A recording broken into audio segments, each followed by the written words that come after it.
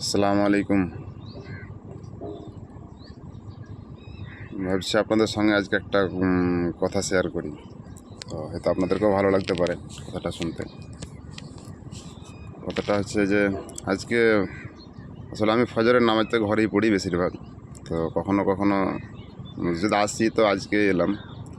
তো এখানকার একটা জিনিস খুব ভালো লাগে যে নামাজের সময় মানে যে কোনো একটা হাদিস বা কোরআনের যে কোনো আয়াত মানে প্রতিদিনই মানে শোনানো হয় আর কি। মানে ইমাম সাহেব ওটা বই দেখে পরে ভালোভাবে মানে ভালোভাবে পড়ে পড়ে সবাইকে শোনায় ওটা, মানে অর্থসহ। এরকম না যে শুধু আরবিতে আছে তো আরবিতেই বলে দিল, আরবিতে শুনে নিলাম, সেরকম কিছু না, তবে অর্থসহই শোনাই। কিন্তু আজকেও শোনালো, তো আজকে শুনলাম সূরা ইউসুফ থেকে কিছুটা আলোচনা করেছিল, তাই শুনলাম। তো সূরা ইউসুফটা আমি প্রায় এরকমই নিজেও শুনি। তো অনেকটাই ভালো লাগে শুনতে। আর কোরআনে যে যতটাই আয়াত আছে, খারাপ তো একটাও বলা যাবে না। আর যেগুলোই বলা হয়েছে মানুষকে বোঝানোর জন্য বলা হয়েছে, তো সেটাও বুঝতে পারলাম, ভালোই লাগলো শুনতে। আর আসলে কি, যদি শুনতে কখনো বেশি ভালো লাগে যদি অর্থ সহ কেউ বুঝিয়ে দেয় জিনিসটা, তাহলে ওর মানেটা কি আমরা বুঝতে পারি। তো আমি কিছু কিছু ইউটিউব থেকে শুনি মানেগুলো, যে এই সূরাটা যেটা শুনছি মানে বাংলা ট্রান্সলেট আর কি। তো বাংলা ট্রান্সলেটগুলো আমরা শুনি, আমি শুনি। আর আপনাদেরকেও বলবো, যদি আপনারা মানে কোরআনের প্রতি যদি একটু মানে ভালোবাসা বাড়াতে চান, তাহলে বাংলা আয়াতগুলো মানে ট্রান্সলেট যেগুলো আছে বাংলাতে অনেক পাওয়া যায় আপনার, মানে প্রথম থেকে একদম 30 পারা পর্যন্ত আপনি পেয়ে যাবেন ইউটিউবে। তো যাক, আমি সেটা বলছি না। তো সবই ঠিক আছে, এগুলো তো হায়দ্রাবাদের একটা মানে চর্চা, আমি জানি এখানে ভালোই অনেক মসজিদে হয় যে মানে নামাজের পরে হয়তো আসরের পরে আর ফজরের নামাজের পরে পরে কিন্তু মানে হাদিস পড়ে শোনানো হয়। তো সেটা আজকেও শুনলাম। কিন্তু আজকে আরেকটা যেটা জিনিস দেখলাম, মানে এখানে হালকা শীত পড়েছে, তো আমাদের ওইদিকে তো অনেকটা বেশি, এখানে খুব বেশি নেই, তবে তবুও আছে কিছুটা। খুব বেশি নেই, আপনারা দেখতে পাচ্ছেন আমি একটা জামা পরে আছি, তবে কিন্তু তবু আছে। ফজরের টাইমে একটু ঠান্ডাটা একটু বেশি লাগে, এখনও বেশি সময় হয়নি, এই যে সকালের আবহাওয়া বুঝতে পারছেন এই যে।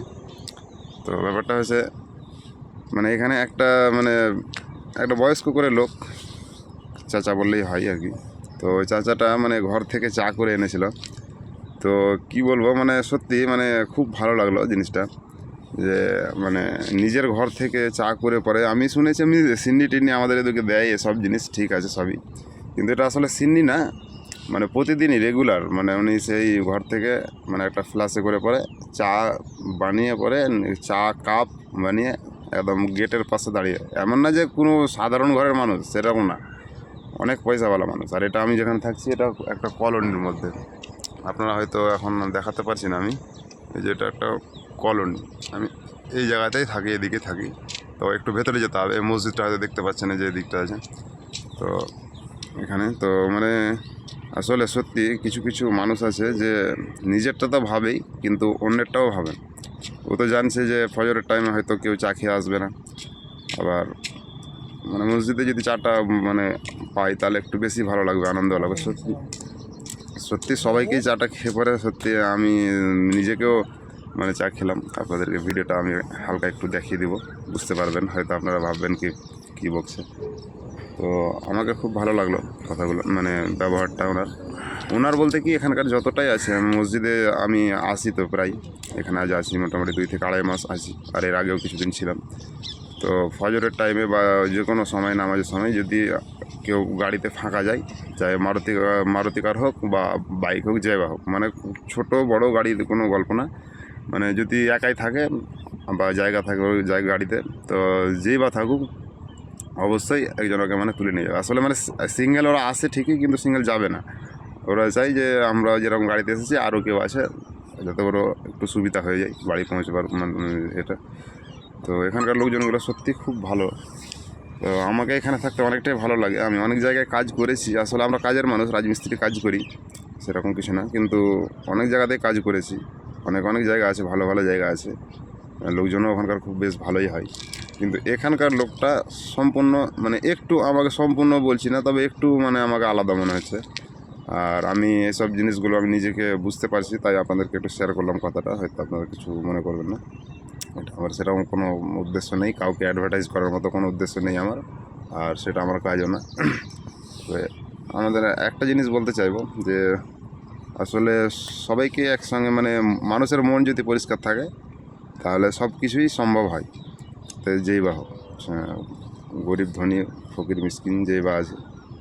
তো আমি কি বললাম, কী কারণে বললাম হয়তো আমি জানছি, কিন্তু আমি আর বেশি বলছি না বুঝিয়ে, কারণ আপনারা একটু হয়তো আমাকে অন্যরকম ভাবতে পারেন যে কী বকছে, ভিডিও ভাইরাল করার জন্য বকছে না তো। তো আসলে সেটা উদ্দেশ্য আমার নেই। তবে আমি চাই একটাই, যে প্রত্যেকটা মানুষের কমসে কম মনটাকে ভালো রাখা দরকার। তো মানুষের যদি মন ভালো থাকে তো সব ভালো। তাই আজকের ভিডিও এখান থেকে সমাপ্ত। আল্লাহ হাফেজ, ভালো থাকবেন। আরেকবার দেখিয়ে দিই আপনাদেরকে এই ভিউটা। আমি এই জায়গাটাতে বসে আছি।